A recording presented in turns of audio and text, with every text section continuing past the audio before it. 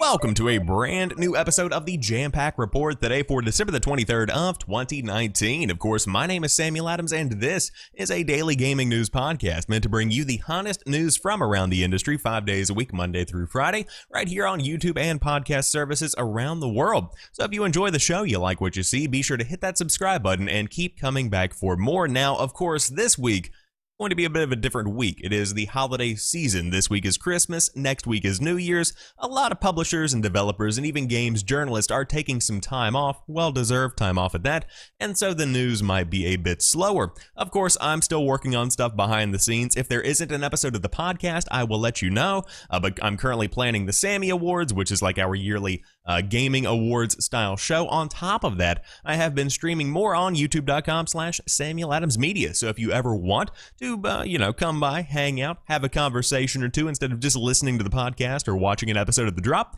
by all means, you can dive in and have a good time with us. Been playing a good bit of Modern Warfare, about to dive into some Halo Reach, I think, and who knows, maybe even get into The Witcher itself. Which is a perfect segue to our topic of conversation for today. The main topic of today's show is the Witcher author and CD Projekt have ended their royalties dispute with a brand new licensing agreement. This is something we've been talking about on the show for a good long while, and it's good to see that things are finally being ironed out a bit. Then achievements are finally unlocked on Google Stadia. Halo Combat Evolved is getting its remaster released in the public testing realm on PC. For January 2020. Then the latest playable teaser hack has let you explore Silent Hills like never before. And finally, Henry Cavill, he just, actually no, I'm sorry, hold on, pause. I was reading online. It's actually Henry Cavill. Who would have thought? But Henry Cavill just wants to stay home and play games. Isn't it nice to relate to the famous? Yes it is. But without further ado, let's go ahead and dive into today's top gaming news. The Witcher author and CD Projekt in royalties dispute with a brand new licensing agreement. Previously, the author had demanded $16 million in royalties. Andrzej Sapkowski, author of the Witcher series of novels, and CD Projekt Red, developer of the Witcher series of video games, have signed a brand new licensing agreement. The announcement comes more than 1 year after Sapkowski publicly demanded more than $16 million in royalties. Terms of the agreement were not released. The story begins with a rare interview with the reclusive Sapkowski granted in 2017. In that revealing conversation, the author said that when CD Projekt approached him about the Witcher video game, which was released in 2008, he dismissed the industry outright. Quote, "I was stupid enough to sell them the rights to all of my novels," he told Eurogamer. "They offered me a percentage of their profits. I said, no, there will be no profit at all. Give me my money right now. The whole amount. I was stupid. I was stupid enough to leave everything in their hands because I didn't believe in their success, but who could foresee their success? I couldn't." A little over 1 year later, however, Sapkowski had second thoughts. In a bold letter to CD Projekt made public in October 2018, he claimed that under Polish law he was wrongfully underpaid for his work. His demand for compensation from The Witcher 3 Wild Hunt alone amounted to more than $16.11 million in royalties, and at the time, CD Projekt wrote in an official statement to its investors that his demands were, quote, groundless. The company had legitimately and legally acquired copyright to Mr. Andrzej Sapkowski's work, CD Projekt stated. Insofar as is required for its use in games developed by the company, all liabilities payable by the company in association therewith have been properly discharged. Nevertheless, CD Projekt left the door open to negotiations. It is the company's will to maintain good relations with authors of works which have inspired CD Projekt Red's own creations, the statement followed. Consequently, the board will go to great lengths to ensure amicable resolution of this dispute. However, any such resolution must be respectful of previously expressed intents of both parties, as well as existing contracts. In a brief press release issued today, CD Projekt said that it and Sapkowski signed an agreement further solidifying their relationship. This new agreement, the statement continues, satisfies and fully clarifies the needs and expectations of both parties, past and present, and sets out a framework for the future cooperation between two sides. It applies not only to video games, but also to graphic novels, board games, and other associated merchandise.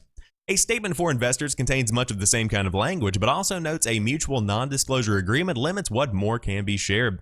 Polygon reached out to CD Projekt for additional comment, but none was offered. Now, it's worth noting here that there is an NDA. So if you are looking for what exactly is going on within the terms of this agreement, you are likely going to be left out in the cold forever. You are never going to know exactly what was in this agreement unless for some reason it gets leaked or maybe somebody doesn't fulfill their end of the deal. Then it could actually get, put out there. People might release it. Who knows what could happen with that. But I'm glad to see this is the case because, in my opinion, CD Projekt has always been the good guy in the gaming industry, and they have every right to say no. They have every right to say, my dude, you sold us the rights. I'm sorry. We can't help it that we're successful with something that you created. We bought it from you. It's ours now. Goodbye. That could have very well been the case. However, they chose to go about it in a different way. They said, okay, this guy's a genius. We wouldn't be here and be as successful as we are without having The Witcher. The Witcher 3 is pretty much their bread and butter. Of course, Cyberpunk 2077 going to be massive, but that game would never be happening without the success and the funding that The Witcher 3 Wild Hunt brought in. And so to be able to actually pay tribute in a way to the guy that created it, to be able to pay royalties to the guy that created it and say, yes, okay, you are the dude that did this. The original agreement is kind of unfair. By all means, let's go ahead and renegotiate. Seems like a good deal to me, and I'm glad that they're going ahead and doing that kind of thing. But again, this has been a very long-standing kind of debate between the two entities, but I am certainly thankful that that's all over with, and now we can focus on what really matters, playing Gwent. Just kidding, no one plays Gwent. Actually, a lot of people play Gwent, but I never did. However, achievements are finally unlocked on Google Stadia. Mobile app users will have to hang tight until next year, though. Oh, yet again, dropping the ball. A month after its official launch, Google has finally unlocked achievements for its streaming service Stadia. Our achievement system is here, Google revealed on its official Twitter account, and you will now receive notifications when playing on desktop, laptop, and TV. You can view your full achievement list on web, including all of the ones you've earned since you began playing Stadia. If you picked up Stadia at launch and have been merely playing away for a few weeks now, Google has been tracking all of your achievements to date, so don't worry, Google assures us you won't have to replay to unlock them. That said, in a community update though, thanks to Tech Radar, Google rep Grace acknowledged this was the company's first version of achievements, and right now they only work on Chrome browsers and Chromecast. Mobile app users will have to hang tight for an unspecified time in 2020. The company also promised there was more in store for achievements yet to disclose. In related news, Google recently sent out Buddy Passes to all Stadia founders after what's been a rough launch, and Dragon Ball Xenoverse 2 and Borderlands 3 are out now on Stadia. Now, of course, we talked about the Borderlands 3 situation because it is an older build of the game from roughly October of 2019, but it's still technically, yes, there it is, Borderlands 3. But they go on to talk more about the shortcomings of Stadia and whatnot. However, the achievement system is a big part of any modern gaming experience. You know, a lot of people disregard achievements and trophies as something that they don't really need, they don't really care about. But for me, that's a big part of the experience.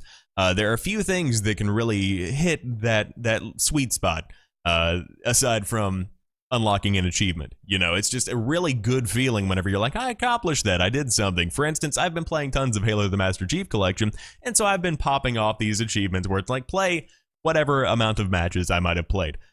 Play whatever, you know, get however many headshots, whatever it might be. And it's just nice to know that I have achieved that within the game. And I'm glad that they were at least keeping track of these things since the launch of Stadia. Imagine the absolute media backlash and the fan backlash of that if the achievements had not been tracked from the beginning and you had to go back and play through all the games you've been playing for a second time just to get the achievements.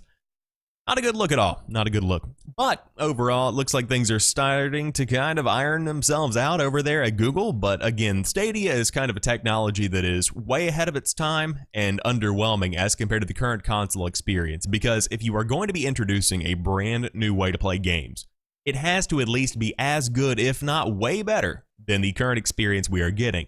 And between buying and playing games on PC, as well as on Xbox and PS4, on top of stuff like the Nintendo Switch, there really is no reason the Google Stadia is going to be successful right now because people still don't trust mobile gaming for their giant AAA needs. Now, whenever Project xCloud, the Xbox-centric game streaming service, and PlayStation Now, the PlayStation-centric service, continue to grow and become more household names and the technology becomes more widely adopted, then maybe a third contender can enter into the arena, but right now, no. Looks like it's not going to be happening with Google Stadia. But you know what is happening in January? Hypothetically, Halo Combat Evolved. The remaster is coming for PC and enters public testing in January. It will include many of the perks of Halo Reach. Now that Halo Reach has kicked off the launch of Master Chief Collection for PC, what is next? A return to the basics, apparently. The team at 343 Industries now expects to start public testing for the anniversary PC version of the original game, Halo Combat Evolved, in January. It should incorporate many of the same upgrades that came to Reach, including visual touch-ups, support for modern displays, such as different aspect ratios, and player customization. This won't just be a straightforward Xbox conversion. The devs also believe that Halo 2 is not far behind with similar upgrades and has teased early work on adapting Halo 3. There is still a lot of work left to do before the reworked Master Chief Collection is finished, but 343 is establishing a clear theme with its updates.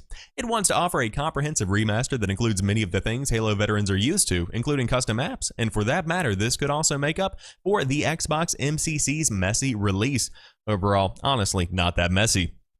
This is phenomenal news. People have been waiting for this for a very long time.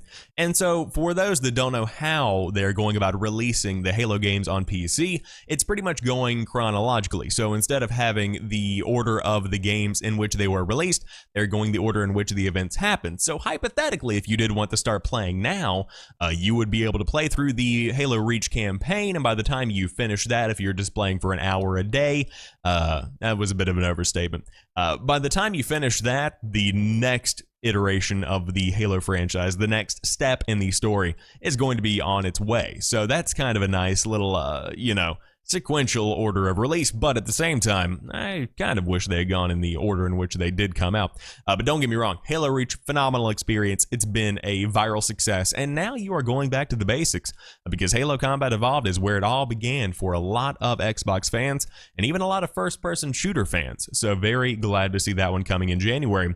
But in my mind, they're doing this incredibly well, because Halo Reach runs phenomenally on PC. I mean, you can see it in the gameplay, you can see it in the reaction from the community. People love Halo Reach on PC. And so the additional time and care they are taking to make sure that this is a cool experience for everybody involved, that's something that I think is very admirable, and good on them for making sure they continue to kick it out of the park. Hit it out of the park, whatever you want to do with the ball in the park, with the Halo Master Chief Collection. Much improved from the original Xbox release. However, the latest playable teaser hack lets you explore Silent Hills like never before. This was a pretty cool story that broke over the weekend, but just when we'd recovered from the realization that Lisa is constantly stalking you through PT's halls, we talked about that on the Jampack report, and discovered an unused bathroom scene in which Lisa can be found decapitated in a bathtub. YouTuber Lance McDonald is back, only this time he has broken free of PT's looping hallway to take us on an official tour of Hideo Kojima's Silent Hill. As McDonald explains in the video below, his latest hack steps out where the playable teaser makes the reveal that the protagonist is/was none other than The Walking Dead's Norman Reedus. The scene is rendered in real time, which means with a little hacking magic, we are able to explore these foggy streets ourselves. So there we have it, the entirety of Silent Hill as it exists in PC. Probably more unseen content in this one map than there actually is seen content in the normal game. McDonald said in the video description, according to Eurogamer. But seriously, that hack to make the player float took months to make work, so I hope you did find something interesting about this one. It's been a very long time in the making. Not exactly cut content, is it? But it just falls into the category of unseen. As McDonald illustrates, playing out of bounds means the player initially falls straight through the environment, and doing so forces the reset scene in which Lisa jump scares the player. But with a little tinkering to enable the avatar to float above the ground, they were able to take us down the streets previously only accessible by Reedus' character. She does the jump scare anytime you mess with the player location without applying a special fix to make the game think you are still on the ground, McDonald explained when asked how many times they were jumped by Lisa's terrifying visage. It's hard to predict, and I screened multiple times while getting a few of the overhead camera shots for the video. Now that Death Stranding has shipped, Hideo Kojima has revealed he's starting to think about his next project, and he's getting himself ready for it by scaring himself stupid with horror films to awaken his horror soul. Kojima has admitted in the past that he struggles watching horror movies. It's okay, I'm with you, Hideo, says the author. But that didn't stop him from making PT one of the most terrifying video game experiences we have ever played. And of course, it was just a small demo that was released years ago, but it still holds true that it is a phenomenal horror experience. It's fun. It's very, very good. But this is a very neat hack. And of course, Lance McDonald has been doing some very impressive stuff, hacking into the game and showing off more than I think anybody could have ever imagined. I mean, there was way more content in the playable teaser than a lot of horror games that just come out today. I mean, there was a lot going on there. And so to be able to dive in and give it a deep dive and actually see what people were looking for, what people could have seen if the full game had ever been revealed, that is something that I think is definitely awesome, especially from my perspective, because I'm somebody who is somewhat of a conservationist. Like, whenever I hear that a game has been lost and they can't find the original drives that the game was stored on, whatever it might be, the code has been deleted, that kills me, because there is such a rich history in the world of gaming, and this is a huge part of the 2010s gaming history. PT is going to go down in history as what pretty much kicked off the Hideo Kojima / Konami split, and then that eventually made Kojima Productions, which is making, of course, Death Stranding, amazing experience for 2019 gaming, and then movies coming in the future, tons of stuff like that, and then Konami continuing to do Konami things. But anyways, interesting to see nonetheless. But you know what else is interesting? The Witcher's Henry Cavill just wants to stay home and play games. Cavill told GQ he grew up on Half-Life and LAN parties and plays a ton of Total War Warhammer 2. Henry Cavill is about to show the world how he fares in the role of Geralt of Rivia. Netflix's series The Witcher premieres tomorrow, December the 20th. As you can tell, a bit of an old article, but for those that don't know, the show has been received very, very well. Not by critics, sitting at a 51, I believe, on Rotten Tomatoes, I think, if I remember correctly, but people, the people that watch, ooh, they love it. But playing one of the most beloved characters in video game history is not Cavill's first brush with gaming. In fact, in this interview he gave to GQ, Cavill says he prefers staying home and playing games rather than receiving all the attention he gets when he leaves the house. Quote, "At home, I get to sit and play games for ridiculous amounts of hours and escape there," he told GQ, because going outside has the opposite effect. Cavill says he grew up playing games like Delta Force and Half-Life, and even hosted LAN parties at his childhood home. He's played Total War Warhammer 2 6 times with 6 different races, he said, and I love it each time. He's also, appropriately, a fan of The Witcher 3, which he says he's played through several times, once on the hardest difficulty, that was a challenge. "I just ended up dying at the wrong points and thinking I should not have left the roads. I don't know why I left the roads," he told GQ. And when he learned Netflix was creating a show based on The Witcher, Cavill jumped at the chance to play Geralt. He read the Witcher novels, which he originally thought were based on the games and not vice versa, after his first meeting with the show's creator, Lauren Schmidt-Hirsch. Once cast as Geralt, Cavill lobbied for the inclusion of more of Geralt's magical powers in the show. "I really wanted to push that in there, because for me, the audience must know he can do these things. It mattered to me because it's all part of being a Witcher." Sure, the timing of this interview feels a bit like a PR strategy to warm up prickly gamers and Witcher fans who might still be feeling a bit skeptical about the Man of Steel playing the grizzled Geralt, but that doesn't mean it's not all true. And it's nice to hear Cavill is interested in the role and in PC games too. This is one of the coolest stories of the year. Now, I had heard before that Cavill was a big PC gaming fan, but whenever you have a full GQ interview in which you have questions like, "Hey, Henry Cavill, Xbox or PlayStation?" He's like, "PC gaming all the way." That's internet gold. Have you ever visited Reddit in any of your spare time? But in all seriousness, very cool dude. Doing a fantastic job acting. He's fantastic as Superman, great as Geralt. And by all means, you should definitely dive in and check out the Witcher series if you have not already. I'm personally going to be diving in over the holiday, I believe. I think it's a good opportunity to kind of hit and binge and see exactly what people are talking about when it comes to the Witcher series. Now, that being said, I still have to dive into The Mandalorian as well, so take my opinion for a grain of salt. I just don't get the chance to watch too many movies, TV shows, etc. in my limited spare time. But, however, that wraps up today's episode of the Jampack Report. If you enjoyed this one, be sure to drop me a like down below and let me know what you thought about today's show and what stories caught your eye. But of course, we will hypothetically be back tomorrow, Christmas Eve, for a brand new episode of the Jampack Report. That's assuming there's some news. Who knows? But you can always subscribe. Live streams are going on YouTube. That's always going to be a thing now. I think I'm enjoying it more than I ever thought that I would. So hey, dive in, give it a shot. Who knows? You could become a supporter and go the extra mile for the channel. Never required, but much appreciated. But until next time, you guys have a phenomenal rest of your day. I will talk to you soon, and peace.